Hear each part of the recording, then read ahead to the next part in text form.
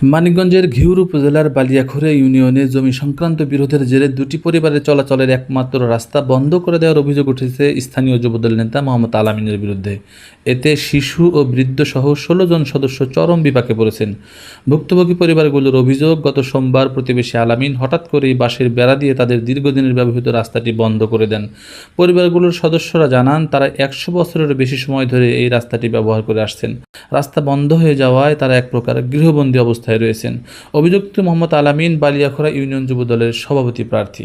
Covid school যেতে পারতো না, অনাথ স্কুল এই ভবন আটকাই দিচ্ছে। আমাদের এই জায়গা দিয়ে রাস্তা বন্ধ করেছে পারিবারিক ব্যাপার নিয়ে। এই জায়গায় যাওয়া আসা যায় না।